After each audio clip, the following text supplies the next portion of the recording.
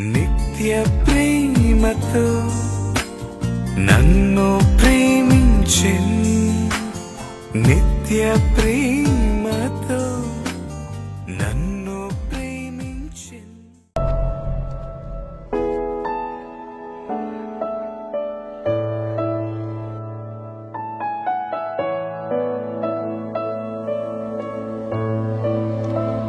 His name is Jesus.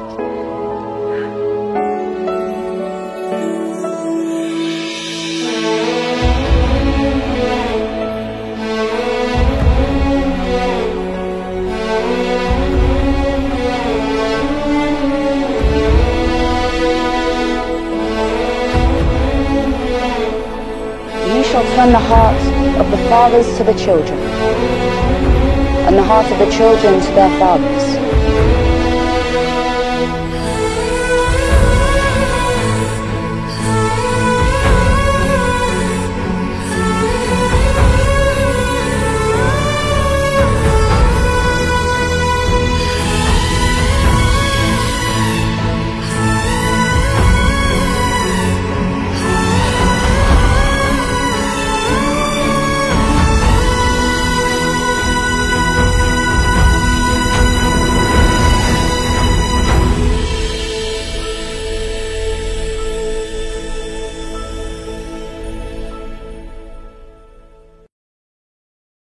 మహాగణుడవైన మా కన్న తండ్రి, ఉన్నతుడా మహోన్నతుడా, పరిశుద్ధమైన నీ నామమునకు స్తుతులు స్తోత్రములు చెల్లిస్తున్నాం. శాశ్వత ప్రేమ నీ టీవీ కార్యక్రమము ద్వారా నీ వాక్కులను ధ్యానించడానికి ప్రయత్నం చేస్తుండగా సహాయము దయచేయండి. నీ దాసుడనైనా నన్ను మరుగుపరచండి. ఉన్నతమైన నీ లేఖనాలను నాయన బోధించగలిగే సామర్థ్యాన్ని అనుగ్రహించండి. వినుచున్న నీ పిల్లలకు కూడా ఆత్మ సహాయాన్ని అనుగ్రహించమని మిమ్మల్ని కోరుకుంటూ క్రీస్తు నామం నీ ప్రార్థన అడిగి వేడుకొనుచున్నాము తండ్రి, ఆమెన్. ప్రేమన దేవుని వారలారా, దేవుని మహాకృపను బట్టి, ఆయన ఉన్నతమైన ప్రేమను బట్టి పరలోకమందున్న కన్న తండ్రిని స్తుతిస్తూ క్రీస్తు పేర కృతజ్ఞతాస్తుతులు చెల్లించుచున్నాను. దేవుని పిల్లలైన మీ అందరికీ కూడా క్రీస్తు పేర శుభములు వందనములు తెలియజేసుకుంటూ శాశ్వత ప్రేమ అనే కార్యక్రమం ద్వారా పరిశుద్ధ గ్రంథంలో ఉన్నతమైన దేవుని సంగతులను మనం అందరము కలిసి ధ్యానిస్తున్నాం. ఈరోజు కూడా మీ చేతుల్లోనికి పరిశుద్ధ గ్రంథాన్ని తీసుకొని వాక్య ధ్యానాన్ని కొనసాగించవలసిందిగా ప్రభు ప్రేమను బట్టి మిమ్మల్ని కోరుకుంటున్నాను. అదేవిధంగా వ్యక్తిగతమైన వాక్య పఠనం, వ్యక్తిగతమైన ప్రార్థనా జీవితం అనేది చాలా ముఖ్యమైనవన్న సంగతులు మరొకసారి మీకు జ్ఞాపకం చేస్తూ పరిశుద్ధ గ్రంథంలోనికి వెళ్ళగలిగినట్లయితే ఫిలిప్పీలకు రాసిన పత్రిక 1వ అధ్యాయము 9వ వచనం, మీరు శ్రేష్టమైన కార్యములను వివేచింపగలవారగుటకు మీ ప్రేమ తెలివితోనూ సకల విధములైన అనుభవ జ్ఞానముతోనూ కూడినదై. పౌలు గారు పరిశుద్ధాత్మ ప్రేరణతో పత్రికలను రాస్తూ ఫిలిప్పీలకు ఒక చక్కటి సంగతిని తెలియపరుస్తున్నట్లుగా మనం చూడగలం. ప్రేమన వారలారా, ఇందులో 3 విషయాలు మనకు కనపడుతున్నాయి. మొదటిది ఏంటి అంటే, మీరు శ్రేష్టమైన కార్యములను వివేచించాలి అన్నాడు. ఒకవేళ శ్రేష్టమైన కార్యములను వివేచింపగలగాలి అంటే మీ ప్రేమ తెలివితోనూ సకల విధములైన అనుభవ జ్ఞానముతో కూడినదై ఉండాలి, అది అభివృద్ధి పొందాలి అని దేవుడు కోరుకుంటున్నాడు. నిజంగా మనం దేవుణ్ణి ప్రేమిస్తే దేవుని కొరకు ఎలాంటి కార్యాలను ఆలోచిస్తామంటే శ్రేష్టమైన కార్యాలను ఆలోచిస్తాం. ఆ శ్రేష్టమైన కార్యములను జరిగించుటకు మన ప్రేమ గుడ్డిగా ఉండటానికి వీల్లేదు. తెలివితోనూ సకల విధములైన అనుభవ జ్ఞానముతో కూడినదై ఉండాలి, అది సంవత్సరము అభివృద్ధిలోనికి రావాలి. ప్రేమన వారలారా, పౌలు గారు మాట్లాడుతున్న ఈ మాటలను ఎలా మనం అర్థం చేసుకోగలం అంటే, పరిశుద్ధ గ్రంథంలో వ్రాయబడిన ఒక చక్కటి సందర్భంలోనికి వెళ్ళి ఈ మాటలను అర్థం చేసుకోవడానికి ప్రయత్నం చేద్దాం. శ్రేష్టమైన కార్యములను, అదేవిధంగా ప్రేమ తెలివితోనూ సకల విధములైన అనుభవ జ్ఞానముతో కూడినదై ఉండాలి అని వ్రాయబడిన ఈ సంగతులను అర్థం చేసుకోవడానికి పరిశుద్ధ గ్రంథంలో వ్రాయబడిన సమూయేలు మొదటి గ్రంథము 17వ అధ్యాయము 17వ వచనాన్ని దయచేసి చూడండి. యెషయి తన కుమారుడైన దావీదును పిలిచి, నీ సహోదరుల కొరకు వేయించిన ఈ గోధుమలలో ఒక తూమెడును ఈ 10 రొట్టెలను తీసుకొని దండులోనున్న సహోదరుల దగ్గరికి త్వరగా పొమ్ము. మరియు ఈ 10 జొన్నుగడ్డలు తీసుకొని పోయి వారి సహస్రాధిపతికిమ్ము. నీ సహోదరులు క్షేమముగా ఉన్నారో లేదో సంగతి తెలుసుకొని వారి యొద్ద నుండి ఆనవాలొకటి తీసుకుని రమ్మని చెప్పి పంపివేశెను. యెషయి కుమారుల్లో చిన్నవాడు అయిన దావీదు గొర్రెల కాపరిగా గొర్రెల మందలను చూసుకుంటున్నాడు. సహోదరులు సైన్యంలో ఉన్నారు. తండ్రి అయిన యెషయి తన కుమారుణ్ణి పిలిచి, తన చిన్న కుమారుడైన దావీదును పిలిచి, అన్నలు ఎలా ఉన్నారో క్షేమ సమాచారాన్ని తెలుసుకొని రమ్మన్నాడు. వేయించిన గోధుమలను అన్నల కొరకు, 10 జున్నుగడ్డలను సహస్రాధిపతి కొరకు పంపించాడు. అక్కడికి వెళ్ళిన తర్వాత పరిస్థితి చూసినప్పుడు దావీదు ఆలోచించటం ప్రారంభించాడు. ఫిలిస్తీన్లలో గొలియాతు అను ఒక ఆజానుబాహుడు ఇశ్రాయేలీల సైన్యాన్ని తృణీకరిస్తూ, మేము మీరు యుద్ధం కాదు, ఫిలిస్తీన్లలో నుంచి నేను నిలబడుతున్నాను, మీలో ఒకరు రండి, ఓడినవాడు గెలిచిన వారికి దాసులైపోతాము అని సవాలు విసురుతున్నాడు. ఇశ్రాయేలీల సైన్యం బీటిల్లుతుంది. భయముతో ఎటు తోచని పరిస్థితుల మధ్య ఉన్నారు. రాజైన సౌలు అంతఃపురంలో కూడా ఏమీ తోచనివాడుగా ఉన్నాడు. ప్రేమన వారలారా, ఈ మాటలు తెలుసుకున్న దావీదు జీవము గల దేవుని సైన్యాన్ని తృణీకరించడానికి ఈ సున్నతి లేని ఫిలిస్తీయుడు ఎంత? దేవుని పట్ల తనకున్న ప్రేమ ఒక శ్రేష్టమైన కార్యాన్ని చేయునట్లుగా పురికొల్పుతుంది. ప్రేమన వారలారా, ప్రేమ గొప్ప కార్యములను చేయిస్తుంది. దావీదుకు దేవుడు పట్ల ఉన్న ప్రేమ శ్రేష్టమైన కార్యములను గురించి ఆలోచింపజేస్తుంది. ఇదిగో, ఈ ఫిలిస్తీన్ని చంపాలి, దేవునికి నేను మహిమను తీసుకొని రావాలి అని.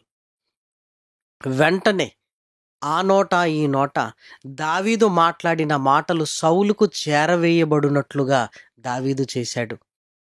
గొలియాతుతో పోరాడటానికి ఇదిగో బెత్లెహేమీయుడైన దావీదు సిద్ధపడుతున్నాడన్న సంగతి తెలుసుకొని సౌలు దావీదును పిలవనంపించాడు. ప్రేమన వారలారా, దయచేసి ఇప్పుడు చాలా జాగ్రత్తగా మనం ఆలోచించగలిగితే, ఇప్పుడు ఆ ప్రేమ ఒక శ్రేష్టమైన కార్యాన్ని చేయుటకు పురికొల్పింది. ఇప్పుడు ఆ ప్రేమ ఎలా ఉండాలి అంటే తెలివితోనూ సకల విధములైన అనుభవ జ్ఞానముతోనూ ఉండాలి. ఇప్పుడు దావీదు గారు సౌలు గారిని ఒప్పించడానికి తన అనుభవాన్ని వాడుతున్నట్లుగా మనం చూడగలం. ప్రేమన వారలారా, దయచేసి చూడండి. సమూయేలు మొదటి గ్రంథము 17వ అధ్యాయము 31వ వచనం. దావీదు చెప్పిన మాటలు నలుగురికిని తెలియగా జనులు ఆ సంగతి సౌలుతో తెలియజెప్పిరి గనుక అతడు దావీదును పిలువనంపెను. ఈ ఫిలిస్తీను బట్టి ఎవరి మనస్సును కృంగ నిమిత్తము లేదు.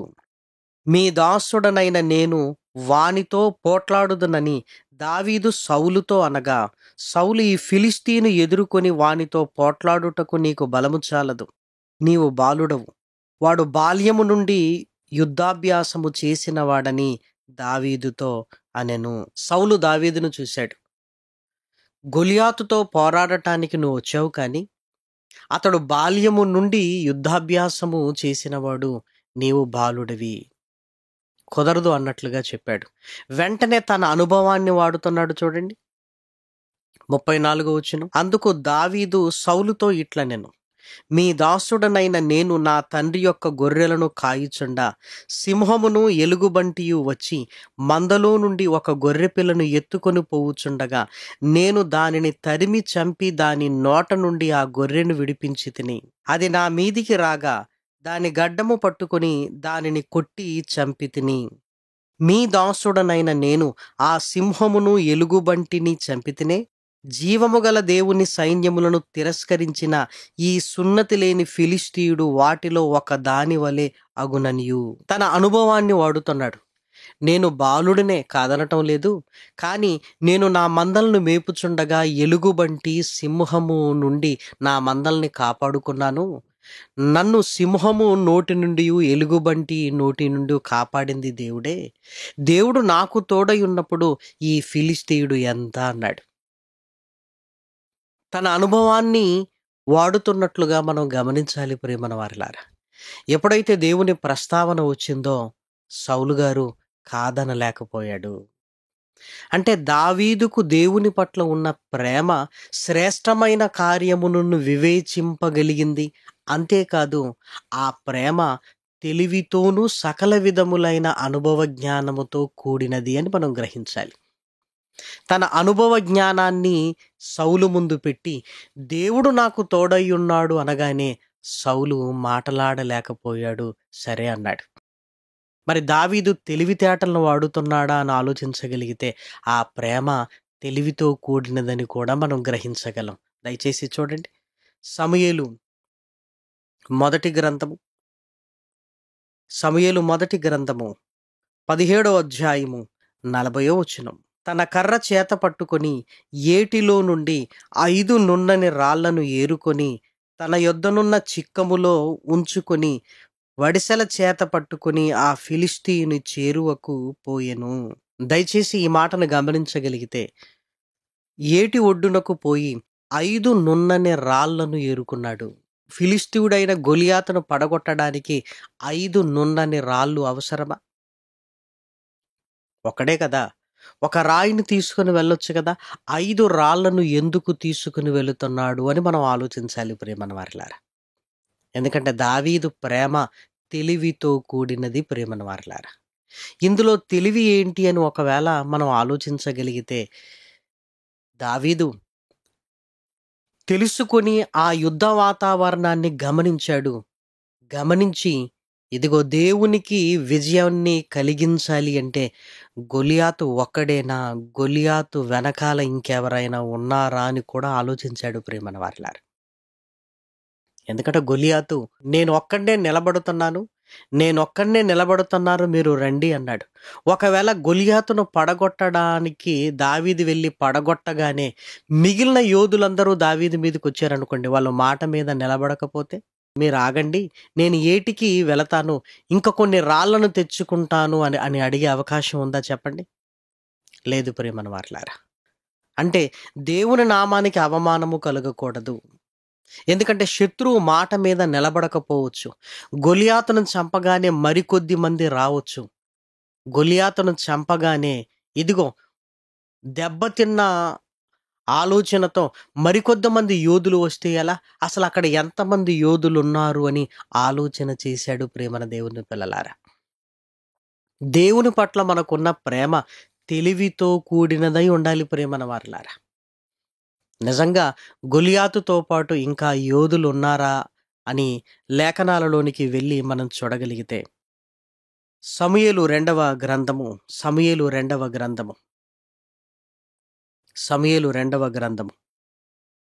21వ అధ్యాయము 16వ వచనం దయచేసి చూడండి. అతడు రెఫాయీల సంతతి వాడగు ఇష్బీ బెనోబా అను ఒకడుండెను. అతడు ధరించి ఉన్న ఖడ్గము క్రొత్తది, వాని ఈట 300 తులముల ఎత్తు ఇత్తడి గలది. నేను దావీదును చంపెదనని అతడు చెప్పియుండెను. ఇష్బీ బెనోబా నేను దావీదును చంపుతాను అని పగపట్టాడు. ఎందుకు పగ? గొలియాతును చంపినప్పుడు వెనకాల ఉంటున్న వీరులు వీరే ప్రేమన వారలారా. అదేవిధంగా క్రిందికి రండి, 18వ వచనం.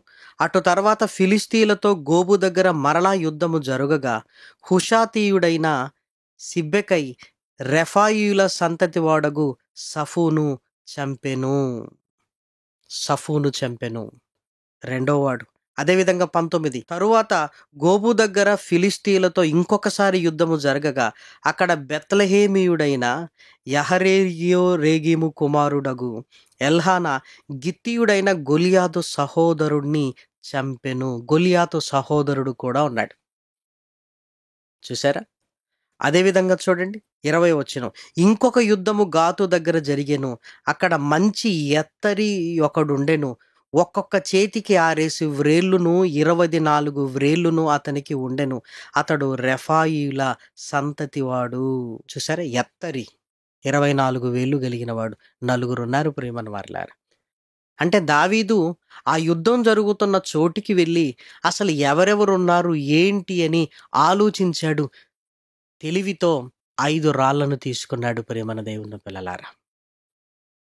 దేవుని నామానికి విజయం కలిగించాలి అంటే మనం తెలివితో ఉండాలే తప్ప తెలివి తక్కువగా వెళుతూ ఇదిగో శత్రువుకు విజయాన్ని ఇవ్వటానికి వీలు లేదు ప్రియమైన దేవుని పిల్లలారా. దావీదు ఎంత చక్కగా ఆలోచిస్తున్నాడో దయచేసి చూడండి. ఫిలిప్పీలకు రాసిన పత్రికలో వ్రాయబడిన మాట దావీదు జీవితానికి ఎంత చక్కగా సరిపోతుందో చూడండి. మీరు శ్రేష్టమైన కార్యములను వివేచింపగలవారగునట్లు మీ ప్రేమ తెలివితోనూ సకల విధములైన అనుభవ జ్ఞానముతోనూ కూడినదై ఉండాలి అన్నమాట. దావీదుకు ప్రేముంది, శ్రేష్టమైన కార్యాన్ని ఆలోచించాడు. గొలియాతును పడగొట్టడం కంటే శ్రేష్టమైన కార్యం ఇంకేముంది చెప్పండి ప్రియమైన వారలారా. గొప్ప కార్యాన్ని ఆలోచించాడు. ఆ ప్రేమ తెలివితో కూడినదిగా ఉంది. ఒకవేళ గొలియాతును పడగొడితే గొలియాతు వెనకాల ఉంటున్న వీరులు నా మీదికి వచ్చి నన్ను జయిస్తే దేవుని నామానికి అవమానం కదా. శత్రువు మాట మీద నిలబడకపోవచ్చు కాబట్టి 5 నున్నని రాళ్లను తీసుకున్నాడు. 5 నున్నని రాళ్లను తీసుకున్నాడు. గొలియాతును పడగొడతాను, గొలియాతు వెనకాల ఇంకెవరొచ్చినా వారిని పడగొడతాను, దేవుని నామానికి ఘనత తీసుకొస్తాను అని దావీదు ఎంత చక్కగా తెలివిని వాడుతున్నాడో చూడండి.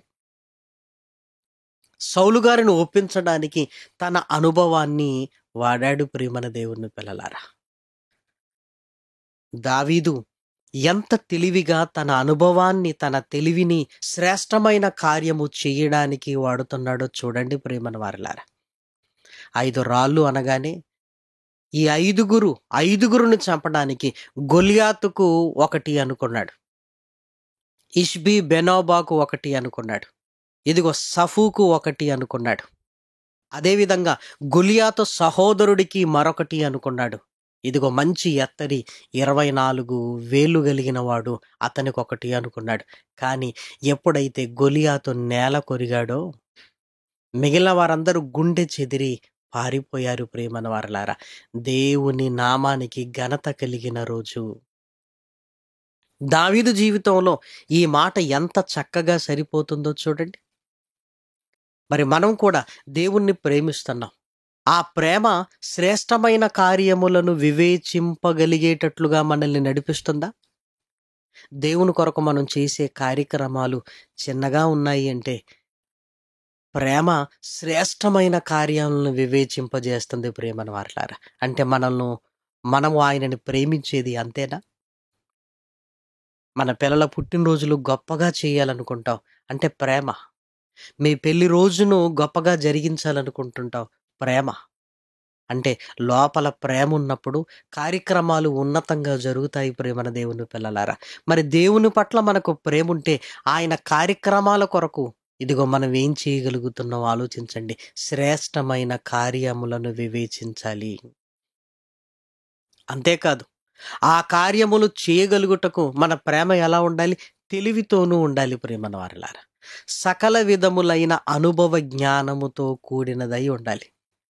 చాలాసార్లు దేవుని కార్యక్రమాలు అనగానే అప్పు తీసుకొచ్చి ఇస్తుంటారు ప్రియమైన వారలారా. అది చాలా తప్పు. మరి ఎలా ఉండాలి? తెలివి ఉండాలి.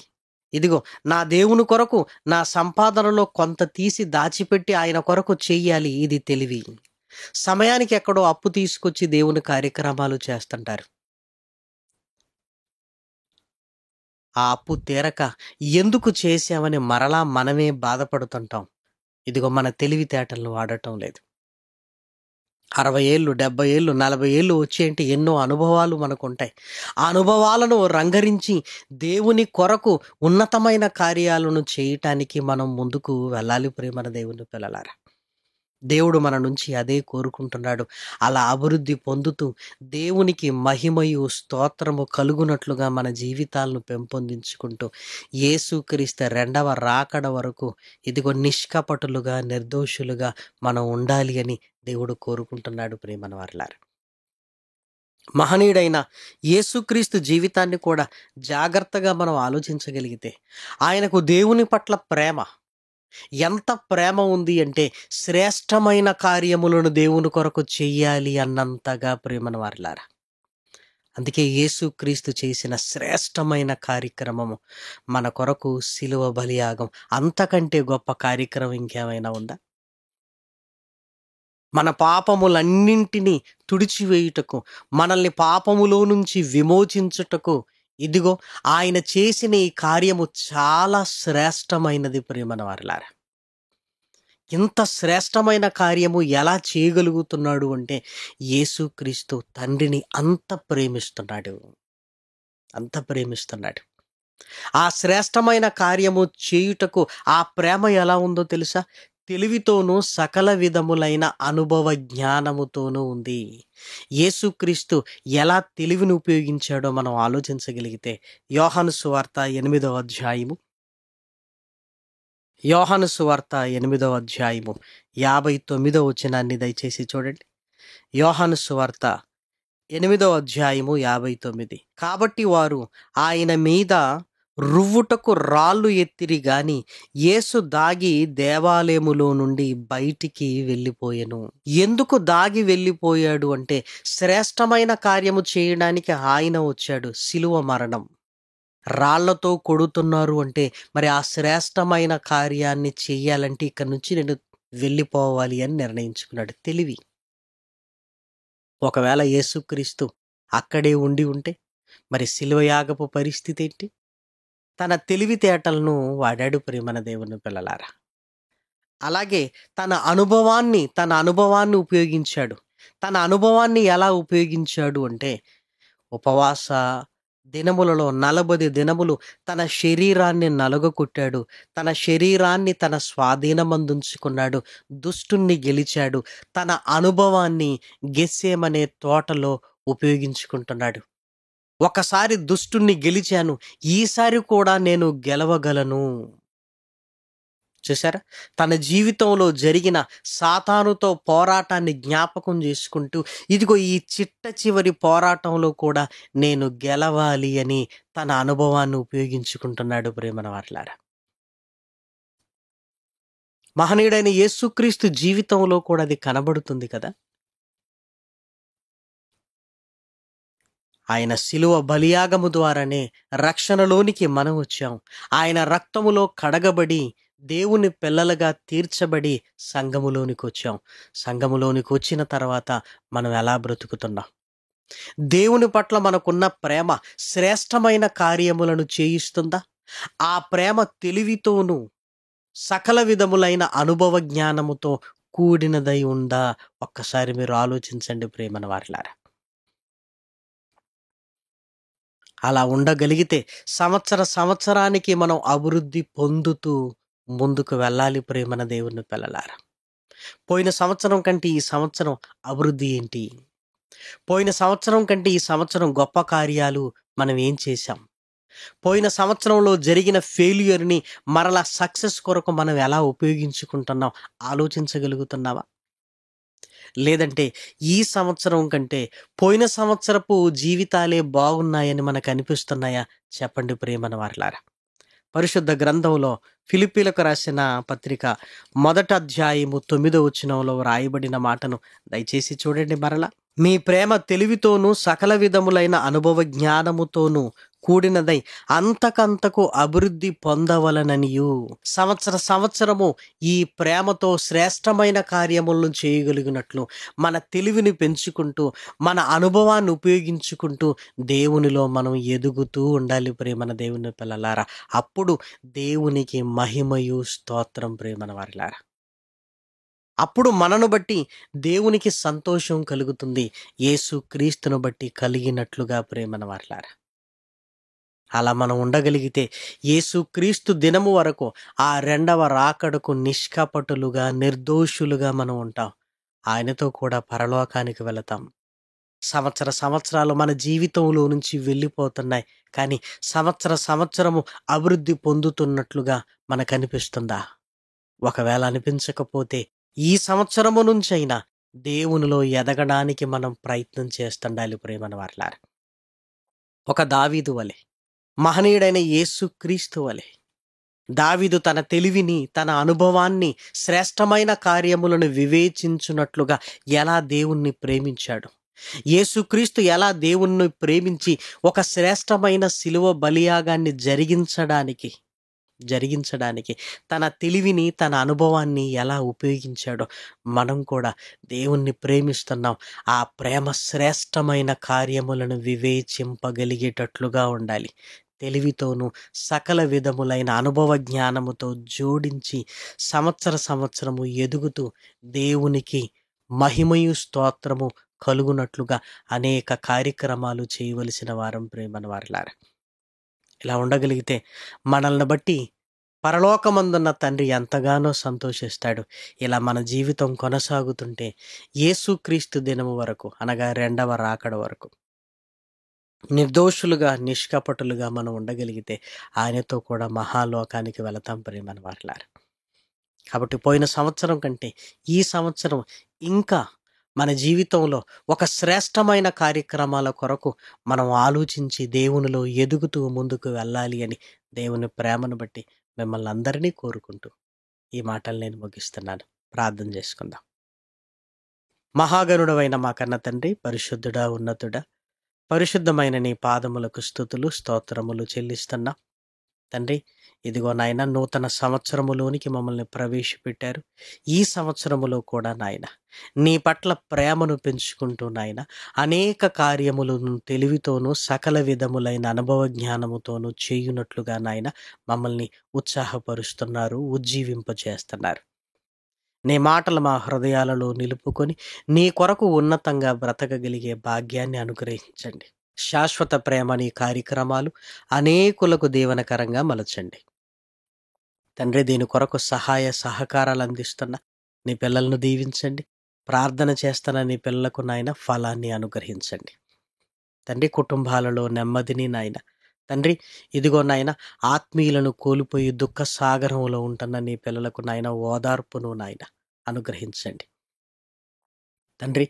ఇదిగో నాయన ఉద్యోగాల కొరకు నాయన, వివాహాల కొరకు సిద్ధపడుతున్న నీ పిల్లల్ని జ్ఞాపకం చేసుకోండి తండ్రి. మేమందరము నాయన ఈ నూతన సంవత్సరములో నీకు ఇష్టమైన బిడ్డలుగా నాయన తండ్రి నీ కొరకు శ్రేష్టమైన కార్యములు చేయునట్లుగా మమ్మల్ని లేవనెత్తినందుకు నిన్ను స్తుతిస్తూ, నిన్ను గణపరుస్తూ మరిన్ని కార్యక్రమాలతో నాయన ఇంకనూ నీ వాక్కులను నాయన ముందుకు తీసుకుని వెళ్ళగలిగే భాగ్యాన్ని ఇవ్వమని బ్రతిమలాడుతూ ప్రాధేయపడుతూ క్రీస్తు నామం నీ ప్రార్థన అడిగి వేడుకొనుచున్నాము తండ్రి. ఆమెన్. పరమ తండ్రి అయిన దేవుని ప్రేమయు, కుమారుడైన యేసు క్రీస్తు కృపయు, పరిశుద్ధాత్మ యొక్క అన్యోన్యమైన సహవాసము ఇప్పుడును ఎల్లప్పుడును మనందరికీ తోడయుండును గాక. ఆమెన్. స్వార్థం లేనిది ప్రేమ, అన్నీ ఓర్చును ప్రేమ, గంగం లేనిది ప్రేమ, అపకారమునే మరచును ప్రేమ, ఉప్పొంగని గుణమే ప్రేమ, కోపం నిలుపదు ప్రేమ, అన్నీ తాడును ప్రేమ, మత్సరమే పడనిది ప్రేమ, దయనే చూపును ప్రేమ, కరికే చేచును ప్రేమ, సహనం చూపును ప్రేమ, వివీక్షణతో నిలుచును ప్రేమ.